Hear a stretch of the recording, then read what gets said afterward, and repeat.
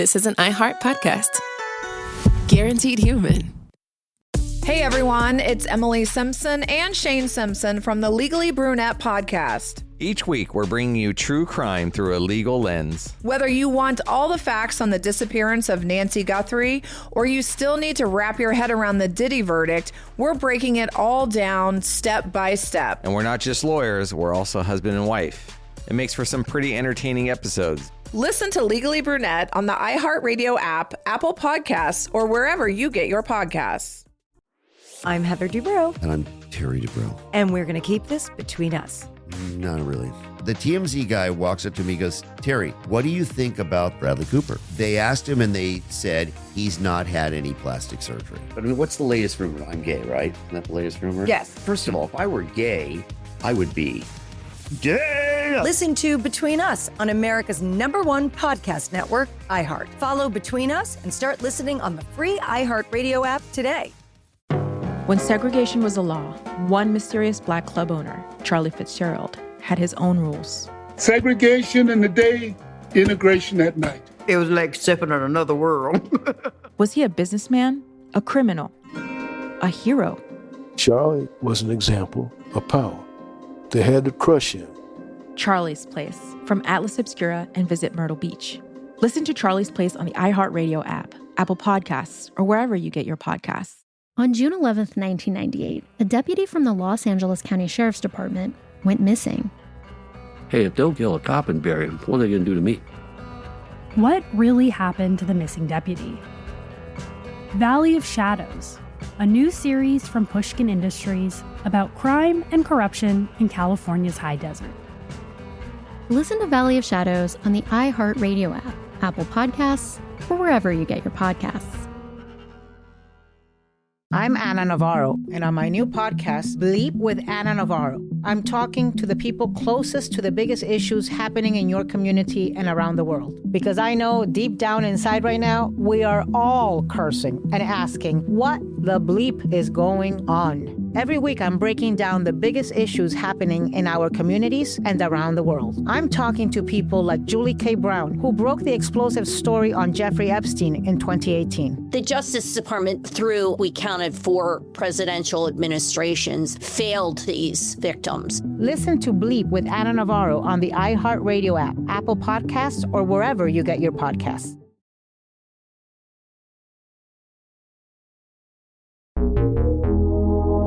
Zone Media. Hey, Robert. Hey, Sophistopheles. Softerdamerung. The Ring of the Softerlungen. I was trying to do like the Ring of the Nibelungen, but Sophie, I don't actually know how to make that work. Also, not really a joke. Just me putting your name into things. How are you doing? Are you good? I was doing well. Okay, that's good. I was doing well. Anyways, we're back with another Q&A episode. Thank you to those who asked questions on the Instagram.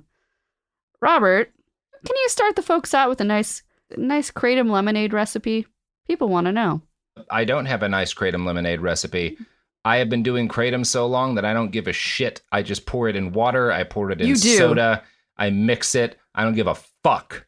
Don't do that. It's gross. Literally any liquid substance at the airport. I'll say this. Here's what I'll say.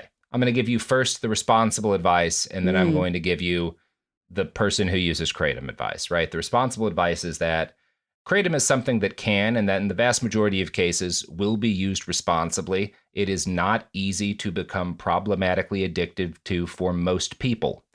If you are someone who is inclined to abuse painkillers, it is very easy to develop a dependency on kratom. Now, a dependency on kratom is not nearly the monster that a dependency on opiates, especially heroin, is. And if you are dependent on opiates or heroin, kratom can allow you to get off of that, because if you stop taking heroin, you get horribly dope sick. Kratom stops you from being dope sick. And it is, I think, critical to remain widely available, largely as a result of that. However, if you start taking kratom and you take it every day, you will need to take more, and you will notice potentially, this has never really been my case because I take breaks regularly. I've never had any issue going overseas for a couple of weeks and not taking it, taking 3 or 4 days off every week or two. Some people do. You should be aware that that's a thing and that it is a capital D drug.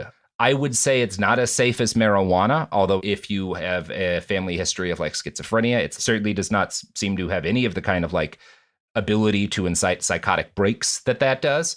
But it's harder on your body, than particularly like consuming marijuana in a way that doesn't involve smoking.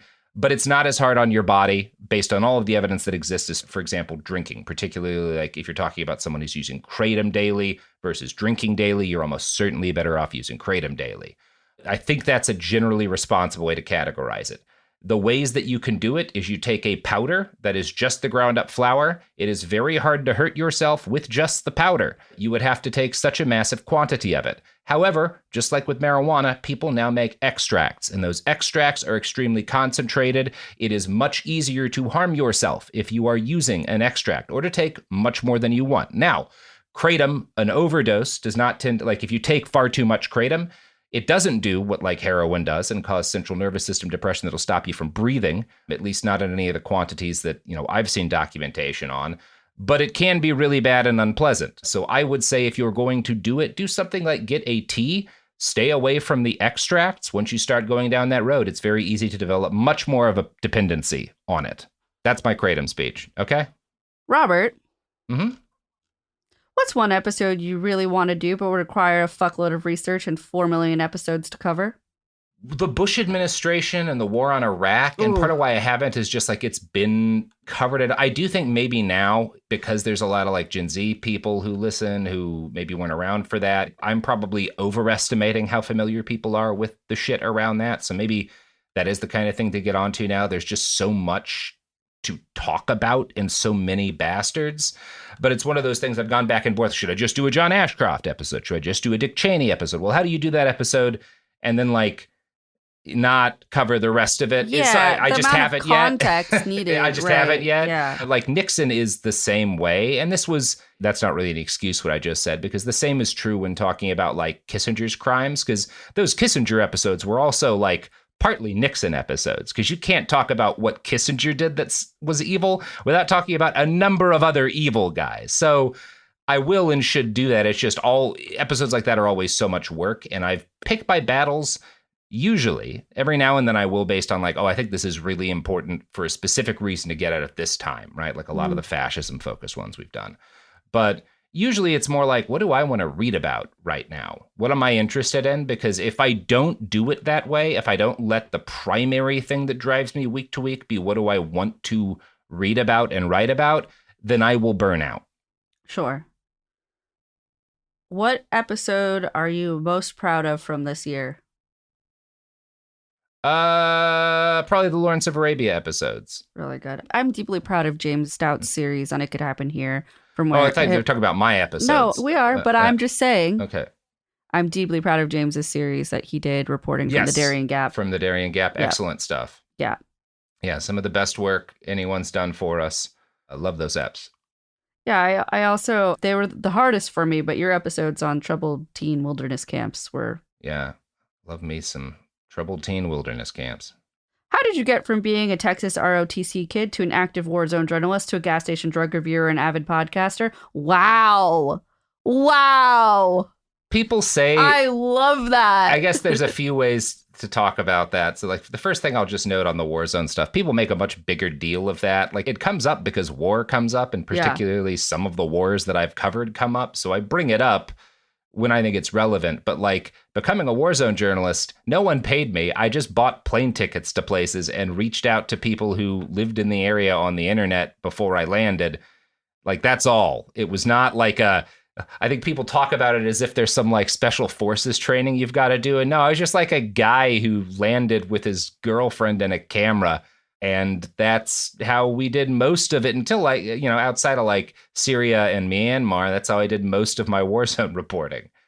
In terms of like how I stopped being a conservative kid from North Texas who wanted to be in the military, I mean, a lot of it was encountering drugs at age 19 and then also starting to make friends with young women my age and slightly older than me who I realized were much more fun to spend time around than the Army. Sure. And yeah, all of that, kind of collaborated in a radicalization process. Not even much of a just like stopped me from being like a proto-fascist little kid. I was mostly just sort of like, in terms of temperament, a libertarian, but I would always vote Democrat because the Republicans were obviously maniacs. And I was just like, I don't agree with the Democrats about everything, but I guess I'll vote for them because these other people are crazy. And I didn't really think a lot about politics until, it was Ukraine and following the Syrian refugee trail in 2015, and then Iraq in 2016 and Standing Rock in 2016. I'd been at Occupy in New York in 2011 for a little while, but it was really, Standing Rock was kind of one of the most radicalizing single things I experienced, where I started being like, I'm generally a progressive, I guess, with some libertarian-y tendencies to, and I wouldn't say I was an anarchist at that, but I started like reading more and thinking more and recognizing that like, well, I agree with a lot of this analysis, more. Sure. It was still years before I really like identified strongly in that direction. Yeah. A couple people kind of asked me with my upbringing how somebody said like, basically, how did I become in charge of Cool Zone Media and like leftist podcasts? And the short of it is I grew up with a Republican dad, a moderate Democrat mom, and I grew up in an area where most of the people were your standard libs with a lot of Zionism, honestly. And I think what radicalized me was my insane empathy. I'm like a very, very empathetic person. And so consuming content and reading history and meeting people, it just, the more that I consumed and the more people I got to meet, the more left I became.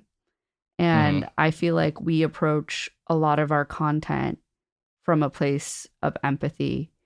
And that's the kind of things I want to put out in the world. I got deep. I'm sorry. Yeah. I'm sorry. I got deep. Yeah, I just, obviously the people with the most money in the world are the kind of folks who volunteer at Food Not Bombs and, for their local libraries. So I decided I wanted to really cash in on that demo, Yeah, for sure. Those idiots like Ben Shapiro trying to get money from broke oil billionaires. It's the librarians who really have walking around money. That's how you get rich. And speaking of getting rich, it's time for ad break. Yeah. On June 11th, 1998, a deputy from the Los Angeles County Sheriff's Department went missing. It's an all-out manhunt for John Auget. Every search and rescue team in LA County has been called in to help. Within days, tips started flooding into the Sheriff's Department. The rumor around the drug scene was that a deputy was taken care of. Is this the story of a man who just got lost in the desert? Or of a cover-up inside the nation's largest sheriff's department? A homicide captain saying, "Detective, do not find out if this guy's guilty or innocent."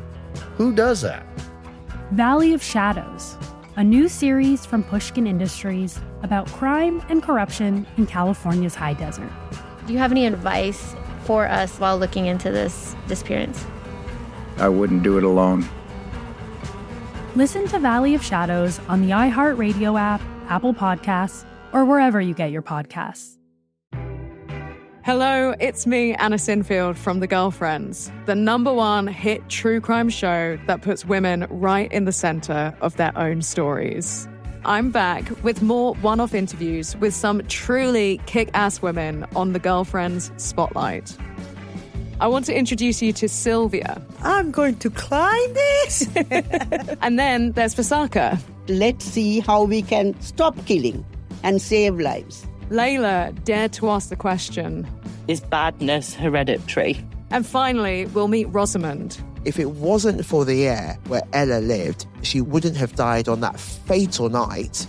You'll even get to meet my mum in that one, who I can always count on to keep my feet on the ground. I'm not too intimidated by her. What are you talking about? Listen to The Girlfriend Spotlight on the iHeartRadio app, Apple Podcasts, or wherever you get your podcasts. Segregation in the day, integration at night. When segregation was the law, one mysterious Black club owner had his own rules. We didn't worry about what went on outside. It was like stepping in another world. Inside Charlie's Place, black and white people danced together. But not everyone was happy about it. You saw the KKK? Yeah, they was dressed up in their uniform. The KKK set out to raid Charlie, take him away from here. Charlie was an example of power. They had to crush him. From Atlas Obscura, Rococo Punch, and Visit Myrtle Beach comes Charlie's Place, a story that was nearly lost to time. Until now. Listen to Charlie's Place on the iHeartRadio app, Apple Podcasts, or wherever you get your podcasts. Segregation in the day, integration at night. When segregation was the law, one mysterious black club owner had his own rules. We didn't worry about what went on outside. It was like stepping in another world. Inside Charlie's Place, black and white people danced together. But not everyone was happy about it. You saw the KKK? Yeah, they was dressed up in their uniform. The KKK set out to raid Charlie, take him away from here. Charlie was an example of power. They had to crush him. From Atlas Obscura, Rococo Punch, and Visit Myrtle Beach comes Charlie's Place, a story that was nearly lost to time.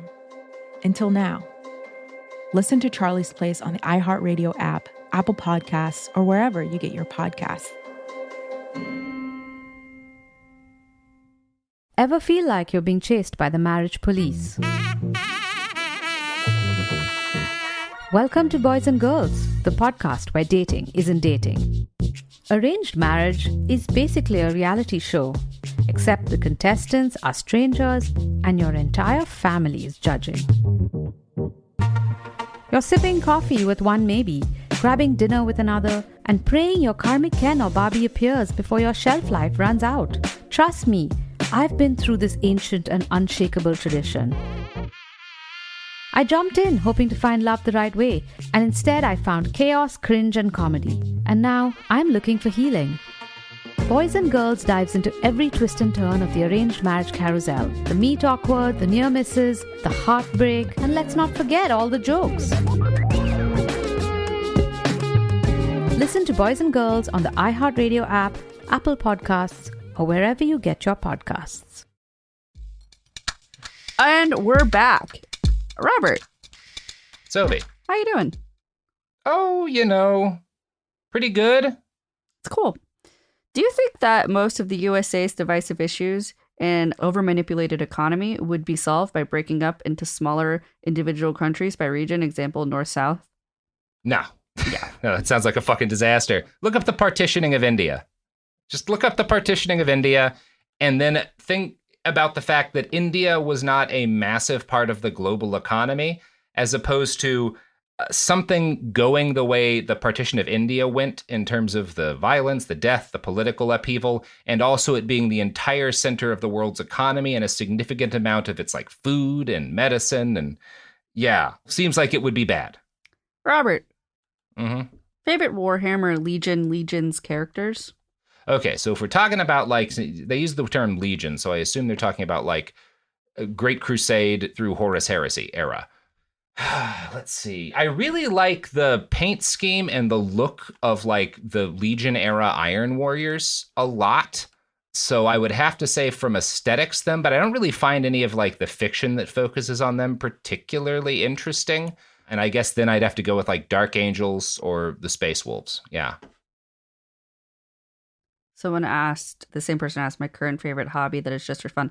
Well, it happens to be the NBA season, and I play fantasy basketball, and I take it very seriously. Warhammer for nerds, as I call it. Sure. And I take it very seriously, and I love it. I fucking love it. It's amazing. She does. She's unhinged about it. It frightens me. It does frighten him. And I got LeBron on my team this year. As he gets older, it's just, I needed him on my team one more time. Robert. What's a journalism story that if you didn't have to do your day job that you would love to cover? If tomorrow aliens came down and said, we're getting rid of all of the fascism and authoritarianism and giving you all free energy, fixing the climate, making sure every refugee has food and water. There are no more problems. I am going to spend the rest of my life trying to kill Bigfoot. This is not a question, but I've seen this a couple times. People want to know if you're going to do any Australian bastards. I don't think anyone in Australia has ever done anything bad. Yeah, seems like an island that never made a bad person. Not true. So not worth looking into, probably. Yeah, I assume we will. It's just like there's a lot of countries we haven't done bastards on. Sure. But definitely we'll get an Aussie. Don't worry, folks. Part of why I haven't is the Dollop guys do such a good job of hitting Australian weird pieces of shit. So I do think like there's a good place for people who like the kind of thing I do to find that. The Dollop has a lot of great fucked up Australia stories. Any plans to do an Oprah series or episodes? Yeah, working on them now. Yep, that was asked a couple times. Robert, what's your favorite firearm?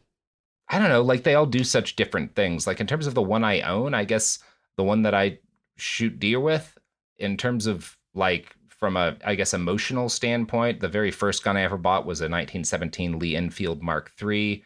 Beautiful old World War I era bolt action rifle, just like an actually attractive like piece of history. I have a Mauser C96 that is enjoyable for the same reason, although not a gun that can safely be used unless you are directly on a range, because sometimes when you attempt to take it off safety, it fires. So it is not allowed to be in the same room as bullets unless we are at a gun range, but is a very fun piece of history as well. I really like the gun that I carry, a P365XL Sig Sauer, great handgun, super comfortable, super easy to conceal. I shoot it almost every week and feel very comfortable with it. You know, I think I could handle most of its basic functions in the dark with my eyes closed, aside from aiming. I feel good about that. In terms of like what I enjoy shooting most recreationally, nothing beats an AK-74. I've got an AK-74 with a wooden foregrip and a wire folding stock. That thing is a hoot. The people want to know, how did we start Cool Zone Media? What's the Cool Zone Media story? Just kind of us constantly being behind on everything, and then it happened by accident. No, that's not true. I resent that.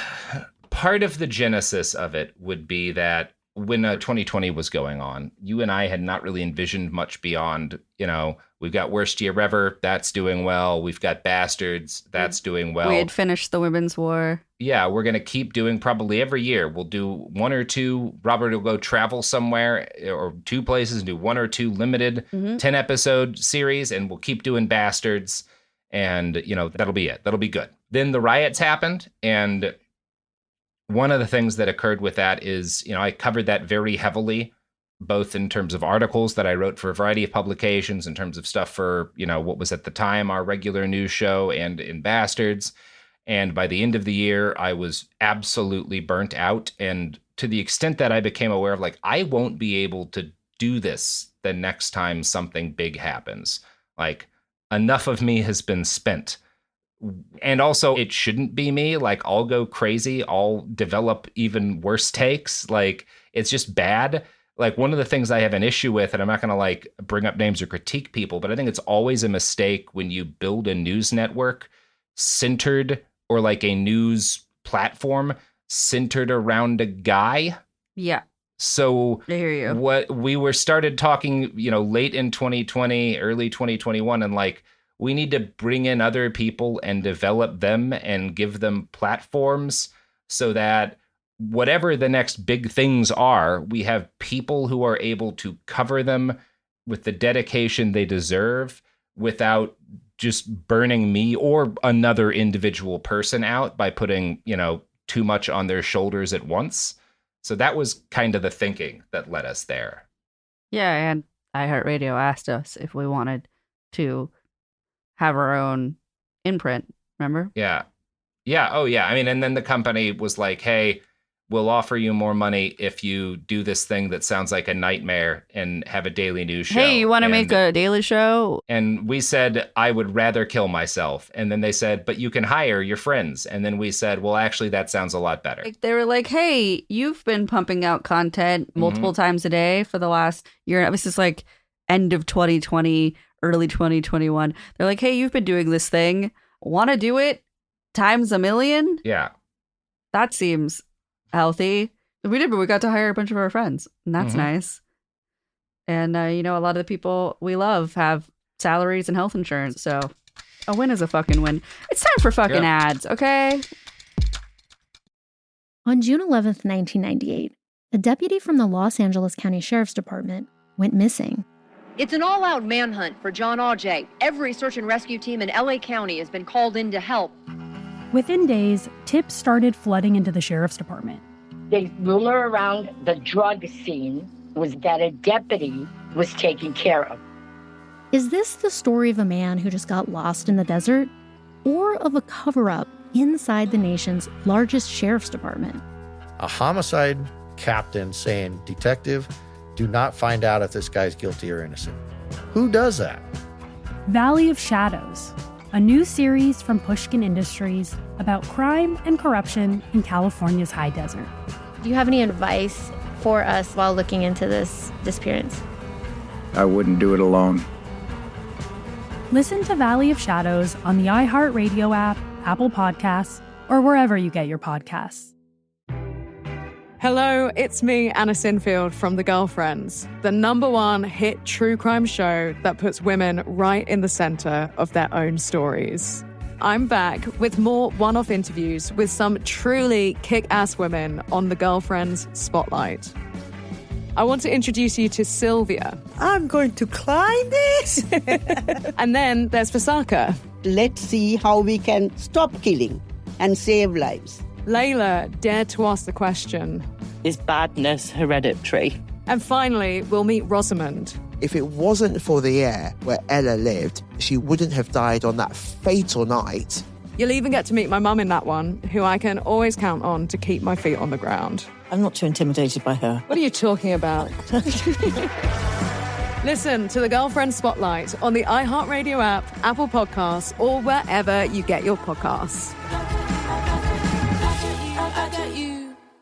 Segregation in the day, integration at night. When segregation was the law, one mysterious black club owner had his own rules. We didn't worry about what went on outside. It was like stepping in another world. Inside Charlie's place, black and white people danced together. But not everyone was happy about it. You saw the KKK? Yeah, they was dressed up in their uniform. The KKK set out to raid Charlie, take him away from here. Charlie was an example of power. They had to crush him. From Atlas Obscura, Rococo Punch, and Visit Myrtle Beach comes Charlie's Place. A story that was nearly lost to time. Until now.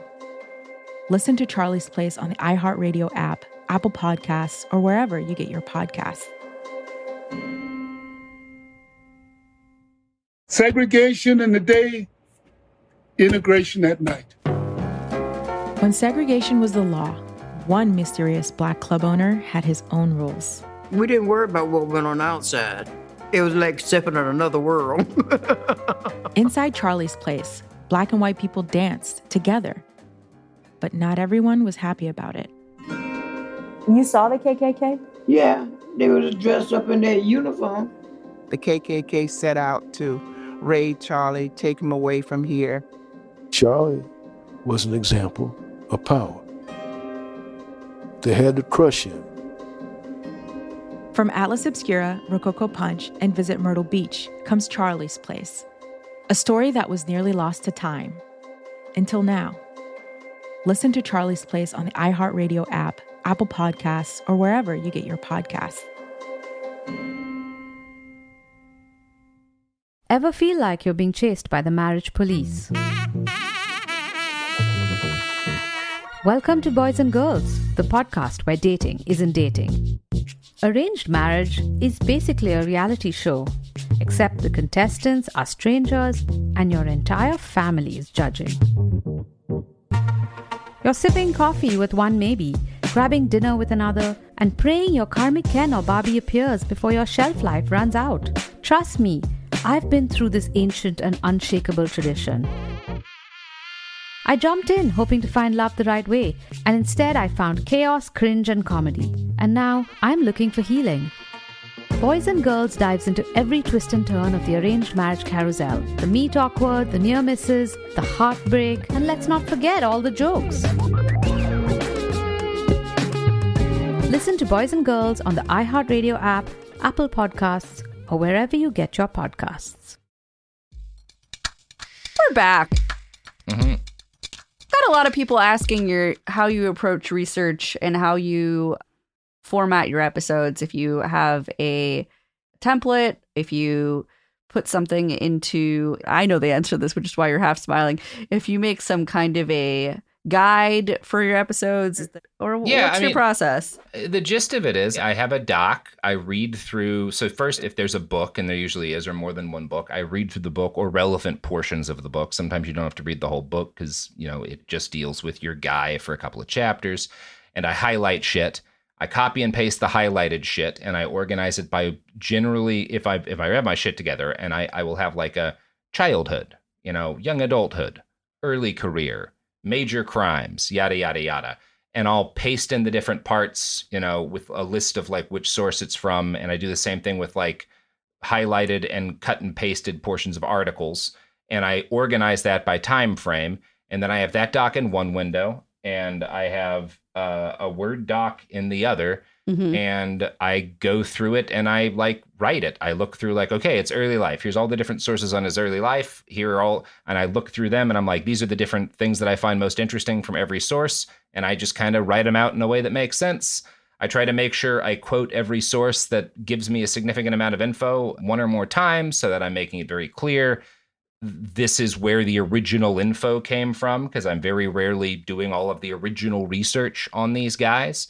So I want to make it clear that, like, if I'm, this portion where I'm talking about this part of his life, it, generally came mostly from this source or for this source and this source, right? That's how I try to do it. Robert, what's your favorite animal and or dinosaur? My favorite dinosaur was always an iguanodon. Big iguanodon guy, huge iguanodon fan. Love him.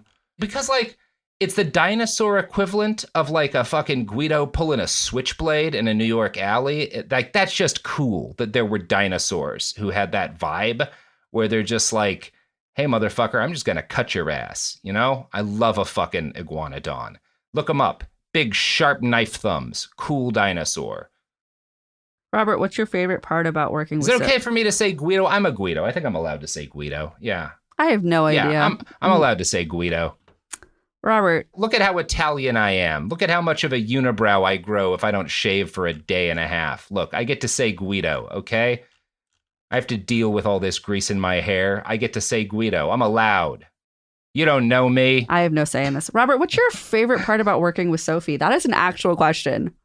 Oh, my favorite part? I guess that you know what you're doing and handle all of the things that I would never be able to handle. That? Yeah. Is that a sensible thing to say, Sophie? I have no idea. I don't know the answer to that question. I only know how to do the one thing. So I get asked all the time by people what it's like working with you. And I say, you are the best business partner that anybody could ever ask for. Oh, that's nice. That's what you were supposed to say, by the way. Oh. That I'm a perfect angel baby. Oh, I was just trying to be specific about the nature of our working relationship, which is that I do one thing and you do many things. So true, so true. Robert, would you consider doing more South Africa episodes? Yes. I mean, definitely. Sure. Yeah, we'll do more. I need to actually do, probably before the next South Africa episode, I need to do like maybe Ian Banks, like a more dedicated Rhodesia episode. Like Rhodesia comes up a lot, but I haven't just done we did Cecil Rhodes, but I haven't just done like I think Ian Banks was his name, the last president dude of, or Ian Smith. Sorry, Ian Smith. Why would I say Ian Banks? Yeah, Ian Smith, the fucking, leader of Rhodesia. We'll do him soon. Yeah. We'll do another South African guy too, but I think we're going to do Rhodesia next first. We got asked if there was a guest we've had on that we'd love to have on again. Paul F. Tompkins. Paul F. Tompkins. We'd love to have Paul back on.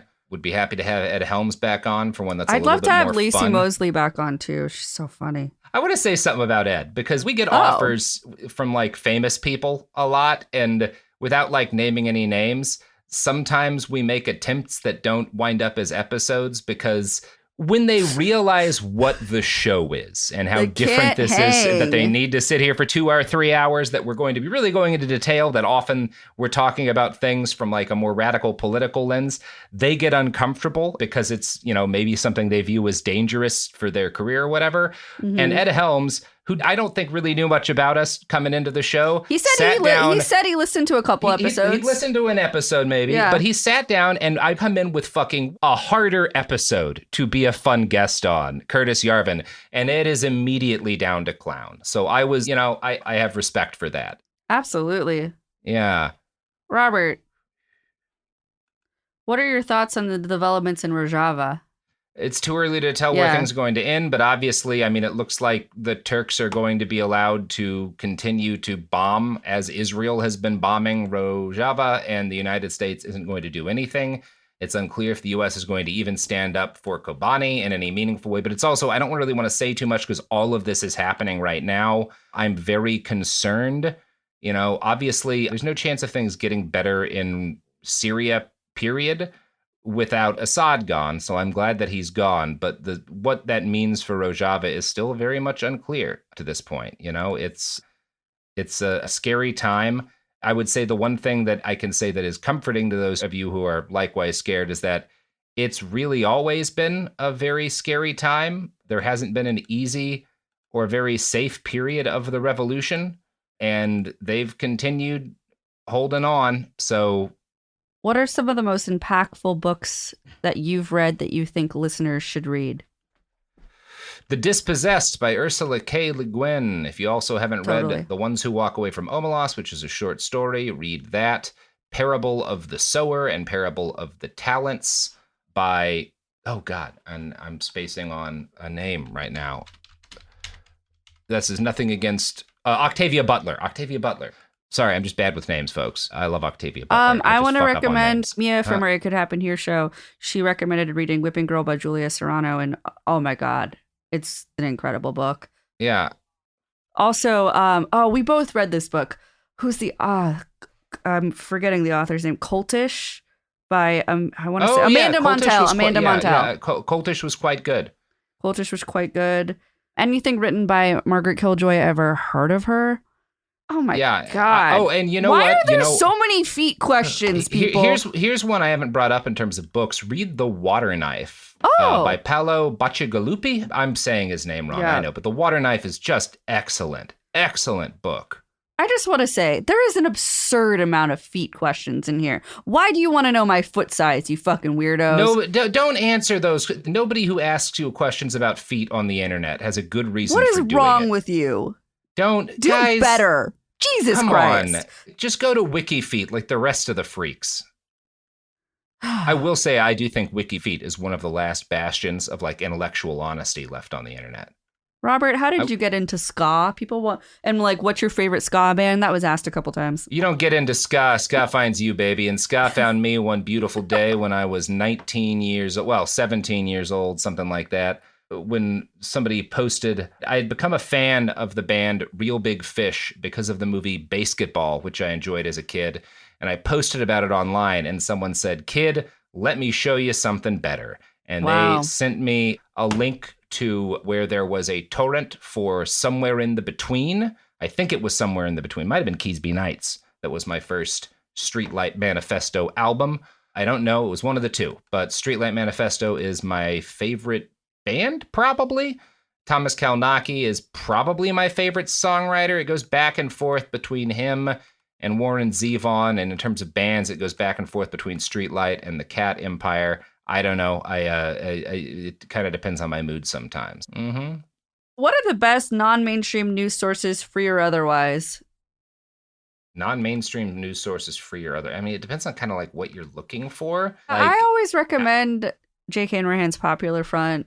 Yeah, of course. Of course. Janrahan's Popular Well- Front. If you want to keep up with like the conspiracy right, you can't do better than Knowledge Fight. Mm-hmm. The QAnon Anonymous people are good. Outside of obviously Ed Zitron's great tech journalism, the guys at 404 Media do really good stuff. The Defector I like I'm interested in a lot of these newer outlets. Yeah. That's some of what I'd suggest. Obviously, there's certain things that, like the BBC, there's certain things they do very well. War crimes in Africa, you can often find some really good coverage first on like BBC's Africa Eye. There's certain things Al Jazeera does very well, and obviously like certain things that they don't. So there's no like, this is the best one place to go for all of the news in the world, because that really doesn't exist. It's more a matter of like coming to an understanding of like the shortcomings of, and also coming to an appreciation of like which specific journalists are worth following from place to place, Yeah. And finally, Yeah. Robert, what's cracking my peppers? I don't have an answer to that. It's just a thing I said once on a podcast for reasons that elude me. It was one of your best, I have to say. Thank you. I really enjoyed that one. Last question. Chapel Roan or Sabrina Carpenter? Do you know who either of those people are? I've heard of Chapel Roan. People are angry at her for some reason. She didn't endorse bad? She didn't endorse Kamala Harris. Okay. Because okay. She did. Are we reliant upon Chapel Roan to fix American politics? Because I don't know her, but that seems like an unfair burden to place upon someone who I'm going to assume is mostly known for singing and dancing. Right? And my is that more or less what she does? I'm not saying that to be mean. My answer to that question is, Robert, do you remember the concert I said I went to by myself like 2 days after the election results? Oh, yeah. That was Sabrina Carpenter, and that... Where you got sick. Yeah, I got sick after going because, too many people crowd, even with masks. That was Sabrina Carpenter, and she was great. And it restored my faith in girlhood. So... Okay. We'll take that's that. Good. Yeah. I guess I'll say Sabrina Carpenter too then. Sure. Any final thoughts, or should we get the fuck out of here? Yeah, let's fucking bounce, motherfuckers. Okay, bye, friends. Peace. Robert loves 40% of you. I love 32% of you. You can't prove either of those things. Nope. Behind the Bastards is a production of Cool Zone Media. For more from Cool Zone Media, visit our website, coolzonemedia.com, or check us out on the iHeartRadio app, Apple Podcasts, or wherever you get your podcasts. Behind the Bastards is now available on YouTube. New episodes every Wednesday and Friday. Subscribe to our channel, youtube.com/@BehindTheBastards. Hey everyone, it's Emily Simpson and Shane Simpson from the Legally Brunette podcast. Each week, we're bringing you true crime through a legal lens. Whether you want all the facts on the disappearance of Nancy Guthrie, or you still need to wrap your head around the Diddy verdict, we're breaking it all down step by step. And we're not just lawyers, we're also husband and wife. It makes for some pretty entertaining episodes. Listen to Legally Brunette on the iHeartRadio app, Apple Podcasts, or wherever you get your podcasts. Almost 30 years together, 4 kids, and some of reality TV's most unforgettable moments. We're taking you behind the scenes in our podcast, Between Us, with me, Heather Dubrow. And me, Terry Dubrow. The unfiltered, behind closed doors conversations you wish you could eavesdrop on. And plenty of, did they just say that moments? But I mean, what's the latest rumor? I'm gay, right? First of all, if I were gay, I would be gay. Open your free iHeartRadio app, search Between Us, and listen now. When segregation was a law, one mysterious black club owner, Charlie Fitzgerald, had his own rules. Segregation in the day, integration at night. It was like stepping in another world. Was he a businessman, a criminal, a hero? Charlie was an example of power. They had to crush him. Charlie's Place, from Atlas Obscura and Visit Myrtle Beach. Listen to Charlie's Place on the iHeartRadio app, Apple Podcasts, or wherever you get your podcasts. On June 11th, 1998, a deputy from the Los Angeles County Sheriff's Department went missing. Hey, if they'll kill a cop and bury him, what are they going to do to me? What really happened to the missing deputy? Valley of Shadows, a new series from Pushkin Industries about crime and corruption in California's high desert. Listen to Valley of Shadows on the iHeartRadio app, Apple Podcasts, or wherever you get your podcasts. I'm Anna Navarro, and on my new podcast, Bleep with Anna Navarro, I'm talking to the people closest to the biggest issues happening in your community and around the world. Because I know deep down inside right now, we are all cursing and asking what the bleep is going on. Every week, I'm breaking down the biggest issues happening in our communities and around the world. I'm talking to people like Julie K. Brown, who broke the explosive story on Jeffrey Epstein in 2018. The Justice Department, through, we counted 4 presidential administrations, failed these victims. Listen to Bleep with Anna Navarro on the iHeartRadio app, Apple Podcasts, or wherever you get your podcasts. This is an iHeart podcast. Guaranteed Human.